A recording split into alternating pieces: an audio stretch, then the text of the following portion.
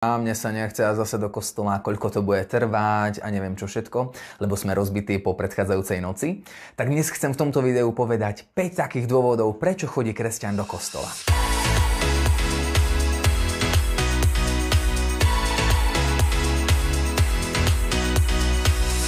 Prvým dôvodom, prečo chodí kresťan do kostola, je osláva Boha. Chodíme v nedeľu do chrámu preto, lebo Kristus stál z mŕtvych. A v nedeľu môžeme prežívať tú veľkonočnú radosť, že Ježiš stál z mŕtvych, zomrel kvôli mne, stál z mŕtvych a žije na veky. A ja som zachránený. Čiže v prvom rade v nedeľu, keď vstupuješ do chrámu, si uvedom, prichádzam tu preto, aby som oslavoval Boha, aby som mu ďakoval za to všetko, čo koná v mojom živote. Druhým bodom je, tu sme doma. V chráme si môžeme uvedomiť, že toto je dom môjho otca a ja do ňoho prichádzam ako syn a dcéra.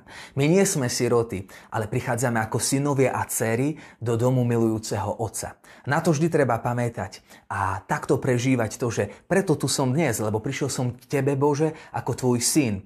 Domov sa vždy veľmi tešíme. Ja veľmi rád chodím domov k mojim rodičom, do Novej Ľubovne, skade pochádzam. Tam zažívam pokoj, radosť, prijatie. Poznajú ma takého, aký som, či som crazy, či som šialený. Prichádzam tam, keď som radosný, keď som smutný a vždy ma prijímajú. Čiže aj ty si toto môžeš uvedomiť, že druhým bodom je, toto je môj dom. Tu prichádzam taký, aký som. Keď prežívam radosť, ďakujem otcovi a hovorím otcovi o tejto radosti. A keď zažívam ťažký čas, tak poviem otcovi o tom ťažkom čase, ktorý zažívam.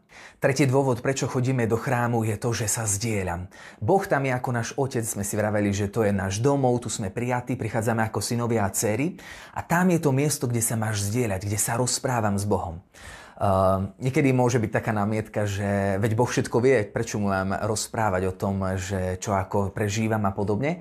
Je pekné si uvedomiť, že Boh nás rád počúva. Že Boh naozaj rád má, keď sa zdieľame, ako vidíme veci, ako prežívame svoje dni. A tak povedz Bohu to, čo ťa teší, to, čo ťa trápi a zhováraj sa s ním. Počúvaj jeho slovo. Tiež Boh nielen, že počúva nás, ale tiež sám sa k nám prihovára. Vieme, že vo svätej omši počúvame Božie slovo. Je tam prvé čítanie, druhé evanjelium, kázeň a je to miesto, kde Boh hovorí k nám, kde sa nám dáva, kde nás vzdeláva, kde nás učí. A to je ten štvrtý bod, kde sa vzdelávame. Kde ako synovia a dcéry chceme žiť v tej zmluve, že som Božie dieťa a ja sa vzdelávam, že Boh mi niečo hovorí a ja sa učím, ako žiť ako jeho dcéra, ako žiť ako jeho syn.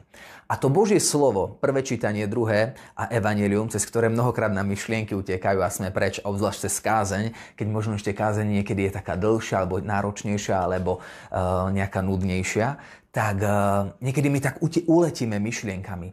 Ale ja vás tak pozývam, aby sme cez tie čítania sa zamysleli, čo Boh hovorí mne, ako svojmu synovi, ako svojej dcere. Čo mi dnes chce povedať skrze toho kňaza, ktorý má tú homíliu. Viete, nehodnoťme homílie a čítania na základe toho, kto ich číta, že je tam taký človek alebo onaký, alebo je to taký kňaz alebo taký kňaz. Boh sa prihovára k nám a on to dokáže cez akéhokoľvek človeka. Čiže maj otvorené uši a počúvaj, vzdelávaj sa to, kto si. Nezabudni na to, akú zmluvu Boh s nami uzavrel a rozvíjaj to.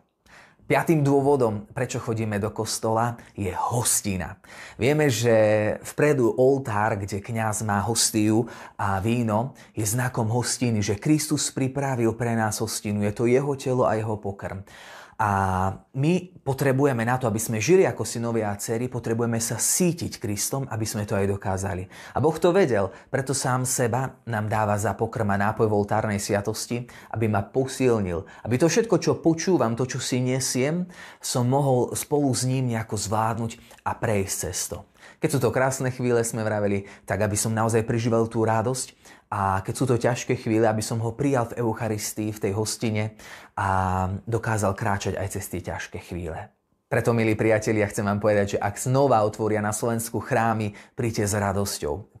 Príďme všetci do domu Otca. Nechodíme tam kvôli kňazom, nechodíme tam preto, lebo musíme. Chodíme tam preto, lebo je tam náš Otec, lebo my sme jeho deti. Chceme sa vzdelávať, chceme ho počúvať a chceme byť na tej oslave. A prichádzajte s radosťou, lebo do chrámu máme prichádzať ako radosní kresťania, nie zase uhundráni, že zase musím ísť do chrámu, ale prichádzam ako radosný syn a dcéra.